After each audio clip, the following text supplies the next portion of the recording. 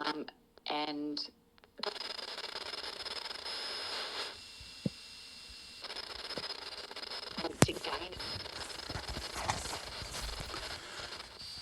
The Bus Stop by Darren Phillips.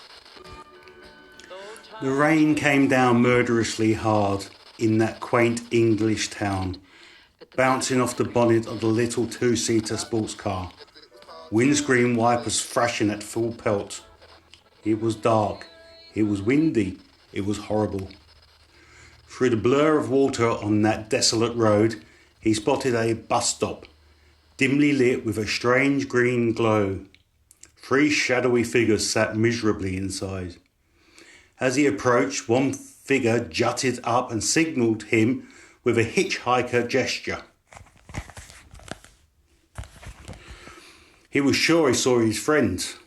He slowed down to a stop, reversed back a bit to the bus stop and wound down the passenger window. "Hey Ray, want a lift?" His friend stepped forward, coat over his head against the rain. "Yeah, Steve, I would. But we've got a situation here. The old man, he looked really sick, pale as hell. He asked if I could get him to a hospital. No phone signal out here. Tower's down, probably. No telling when the bus will come. I don't know what's wrong with him. He just mumbles. Can you take him?" "Sure, Steve. Emergency? No problem." But then he saw her, the young woman at the bus stop, beautiful, hair wet clinging to her face, keeping to herself on the corner. For a moment he couldn't look anywhere else. Anne Hathaway, he thought. That's exactly who she looks like. "I tell you what," he said, turning back to his friend. "Why don't you drive the old duff to the hospital, drop him off, then come back and pick me up?" He glanced back at the woman. "He'd be more comfortable with you driving. I'll be more comfortable here, you know what I'm saying?" And Steve gave Ray a wink. His friend frowned, glanced at the woman, then smirked. "All right. That's good of you, and I know your game, you cheeky bugger. Be nice." Steve went back to the bus stop and crouched beside the old man. "Hey, we've got a car for you. Let's get you to the hospital." The old man's eye fluttered open. His voice came through in a ragged whisper. "Thank you, but..." And he turned his head to the young woman. "Don't get into that sports car." And then his body slumped, breath rattling out. The 2 men grabbed him under each arm, lifted his frail frame, struggling through the rain, to the car. Ray slid into the driver's seat, dripping wet. The engine roared. The car sped away, spray from the tyres thrown up into the night. In moments, the red tail lights were swallowed by the darkness.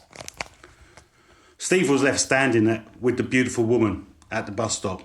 He sat down, leaving a respectable seat's width between them. She looked at him warily. He thought she was absolutely stunning. "I'm Steve," he said. "That's my friend Ray. We went to university together. We're both vets." His blue eyes locked onto hers, steady and confident. "Oh, that's wonderful. A vet. I love animals. I have a horse and 2 Labradors," she replied. She replied in her slight American accent. She touched her cheek self-consciously, a hint of shyness in her smile. "I'm so glad you seem, well, normal. I think that old man was hallucinating." She laughed softly. "I hope the bus comes soon. I'm absolutely exhausted." "Why's that?" he asked. She lowered her voice. "Well, I've been up since early morning. Shooting started at 6 then." "No, I mean, about the old man hallucinating," Steve interrupted gently. She shook her head, looking confused. "Because when your friend came back after talking to you at the car, he told me I shouldn't get into the sports car. I mean, does he even know you?" "That's strange," said Steve, frowning. "I've never seen that old man before in my life. Maybe he's a customer. Did I treat someone's pet badly?" "No, I'm the best around." He paused, thinking. Though I can't imagine why he'd warn you about my car specifically. It's a great car, straight 6 model, to 60 in under 7 seconds. Customers always complaining about the cost of this and that and how the cats have special needs. It's never ending. I'm sure the bus will be along soon, she says, nodding hopefully. So what's your name? Please don't tell me it's Han, he chuckled, gesturingly openly. Actually, it is Anne. Why would you guess that? Steve grinned. Because you look exactly like Anne Hathaway. I mean, exactly like her. Anne smiled mysteriously. I get that sometimes. In the distance, red, blue lights flash, headlights whiz by. 3 fire engines and an ambulance speeding through the storm. Something seriously must have happened up ahead, he thought. So Anne, what do you do for work? Steve asked, trying to keep the conversation going. Anne tilted her head, a mischievous smile tugging at her lips. I'm a dinner lady. Happy now? Steve laughed. Well, you certainly don't look like any dinner lady I've ever seen.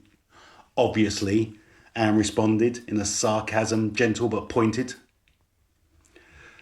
Then a long black limousine slid up through the rain, headlights cutting through the storm.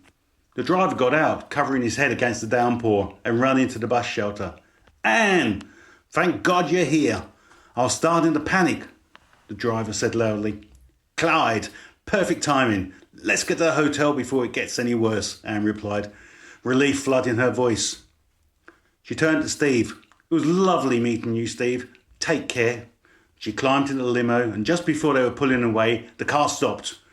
She wound down the window and she called over the noise of the rain to Steve, now standing at the bus stop entrance. Clyde just told me. There's been a terrible crash up the road.